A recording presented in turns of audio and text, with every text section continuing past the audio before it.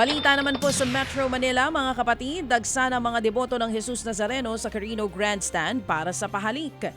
Ipinasilip ng News 5 ang ilang paghahanda sa andas. May mga CCTV na ikinabit sa loob ng andas ng Jesus Nazareno. May ventilation din na layong maiwasan ang moisture. Unang beses na naglagay ng sunroof na gawa po sa tempered glass para pumasok ang natural o natural na liwanag sa andas.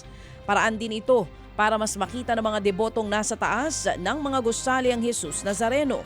Tinaas pa rin ang platform ng andas para sa mga magpupumilit na umakyat sa imahe ng Jesus Nazareno. Pinagtibay ang gulong at stainless metal na ginagamit sa mismong katawan ng andas. Sugatan naman ang 2 taong gulang na babae matapos mabangga ng motorsiklo dyan po sa Sampaloc sa Maynila. Sa video, kitang tumatawid ang batang babae nang saktong paparating ang humaharurot na motorsiklo. Ilang saglit pa'y nabangga nito ang bata. Sa lakas ng pagbangga, tumilapon ang bata. Nasugatan ang batang biktima sa bandang likuran ng kanyang ulo.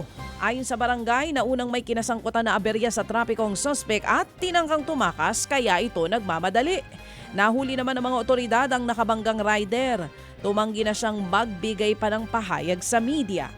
Nakikipag-areglo na ang pamilya ng rider sa biktima, pero desidido daw ang pamilya ng bata na panagutin ang rider.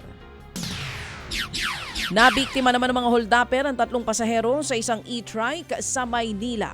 Base po sa investigasyon, sakay na ng e-trike ang 2 lalaking suspect bago pa ang pagnanakaw. Kasabwat din ang driver.